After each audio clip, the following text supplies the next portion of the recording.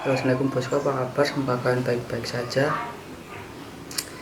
Hari Sabtu siang ini mendung tapi panas. Ini efek masih berkeringat gara-gara mati lampu. Samping ini ada perbaikan listrik. Nah, buat kalian yang baru kenal dengan channel saya, jangan lupa untuk tombol like, komen, dan subscribe-nya, dan klik tombol lonceng di bawah agar mengetahui video-video yang terbaru. Nah, di sini saya akan membahas kejamnya Indonesia ataupun susahnya mencari kerja di Indonesia. Gimana ya? Saya udah pulang dari Jepang, udah 1 bulan kemarin. Bersama teman saya juga ikut melamar ke perusahaan yang ada di area Solo. Susahnya minta ampun, mau usaha juga uang udah dibuat beli ini beli itu, mencoba ingin mengadu nasib di Indonesia, tapi hasilnya nihil. Apalagi pas lagi virus corona seperti ini, orang yang di luar negeri, di luar kota berkumpul jadi satu, pulang ke kampung halaman, dan akhirnya beginilah, pulang menumpuk, nggak ada pekerjaan.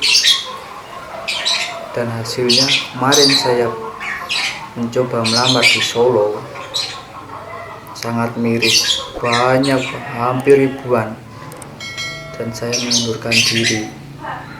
Saya tanya kepada Pak Satpam, itu di pos Satpam itu banyak banget yang namanya itu amplop, lamaran pekerjaan, CV dan lain-lain, cuma dihambur-hamburkan, dibuang, nggak jelas. Coba bayangin aja, amplop aja, selembar amplop itu harga 2.500. Kali berapa kalau kita ngelamar, itu cuma dibuang-buang begitu aja. Coba bayangin aja, kalau kita nggak punya uang 2.500, orang kecil seperti saya, uang 2.500 adalah uang yang paling gede, susah nyarinya. Tapi nyatanya gimana di negeri ini? Nggak ada pertolongan dari pemerintah, kita susah sendiri, disuruh di rumah tapi nggak ada kerjaan, melamar pekerjaan,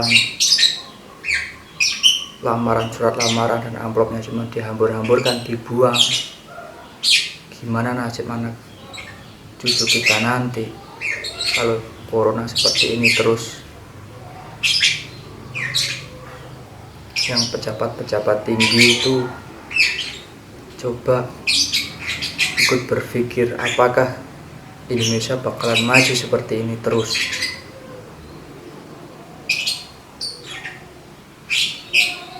Saya itu kemarin ke Solo sangat miris banget melamar pekerjaan. Soalnya dulu saya lulusan 2014 di SMK Klaten sini, saya langsung diterima di lembaga pelatihan bahasa Jepang, dan akhirnya saya langsung berangkat ke Jepang.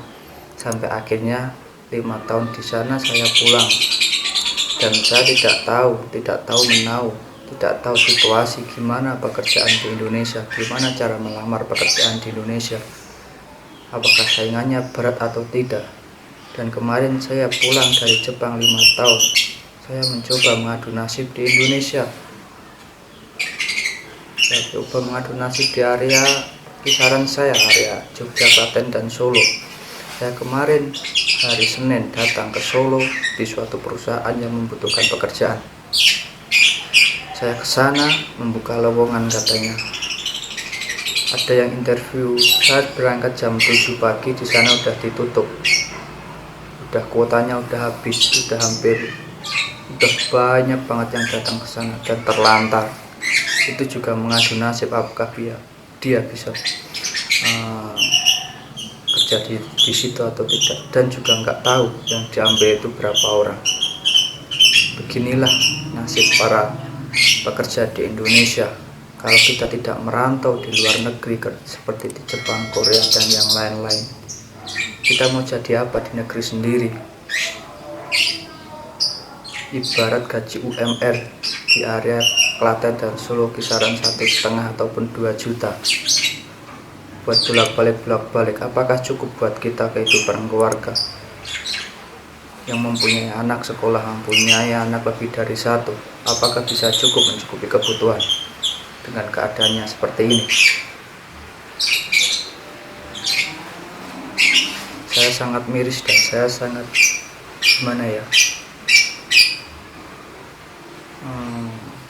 sangat sedih lah intinya. Saya sendiri di Indonesia juga tidak mempunyai pekerjaan, mau usaha juga usaha apa. Situasi dan kondisinya seperti ini di kampung, di desa itu sangat sulit dan sangat susah. Maka kalian yang masih muda, yang baru lulus kemarin 2019-2020, ayolah kita keluar dari zona nyaman ini. Kita keluar ke perantauan agar kita mengetahui dunia nyata, dunia di luar Indonesia itu seperti apa, seperti di Jepang, Korea, di Arab Saudi, dan dimanapun. Cobalah kita keluar dari zona nyaman kita agar kita itu mempunyai modal lah intinya, mempunyai modal bisa menghidupi anak istri. Yaitu konsekuensinya jauh dari keluarga itu nggak masalah, yang penting keluarga bisa hidup tentram, nyaman, dan damai. Kalau kita hidup bersama keluarga di sini tapi uang juga belum tentu ada maupun pas-pasan, mending kita merantau setahun, 2 tahun, ataupun 3 tahun kita pulang, toh dibelikan sawah, dibelikan sapi, kita beternak di Indonesia, di kampung. Itu seperti itu. Dari pengalaman itu tersebut, saya cuman bisa membuat video ini. Semoga kalian yang senasib dengan saya bisa bersemangat dan bisa berangkat ke luar negeri, dimanapun itu, apapun kerjaannya. Ayolah kita keluar dari zona nyaman kita. Dan untuk pemerintah ataupun untuk para bapak presiden, tolonglah kita rakyat kecil lebih sengsara, apalagi ada corona seperti ini.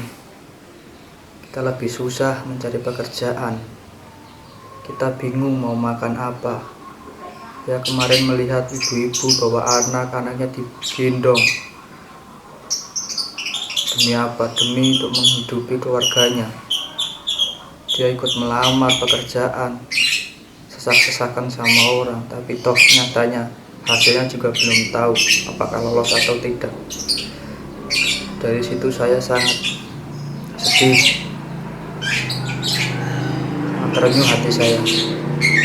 Negeri sendiri kenapa seperti ini? Negeri sendiri kenapa malah lebih parah seperti ini?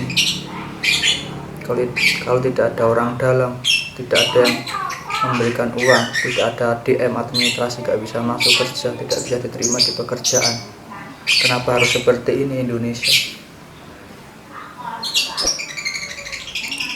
Ayolah untuk para petinggi maupun yang HRD maupun para penyeleksi pekerjaan-pekerjaan, permudahlah para pencari kerja agar kita orang-orang Indonesia, rakyat kecil, bisa bekerja apapun itu, bisa menghidupi keluarga dan anak-anaknya, agar dia bisa makan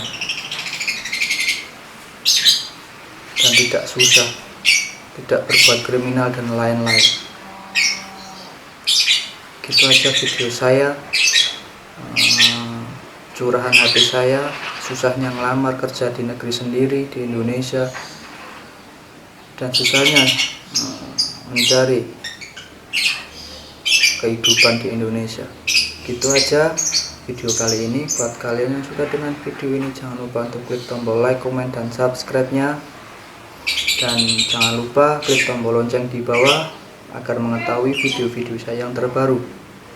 Dan buat kalian yang ingin mengetahui pemagangan di Jepang, Toktekino, cara berangkat ke Jepang dan biaya ke Jepang bisa tulis di Instagram saya Sarmanto75 ataupun tulis di kolom komentar di bawah ini. Kalau nggak ada kesempatan, kalau nggak ada kesibukan akan saya balas satu persatu. Gitu aja video kali ini, saya pamit. Billahi taufiq wal hidayah. Assalamualaikum warahmatullahi wabarakatuh. Bye.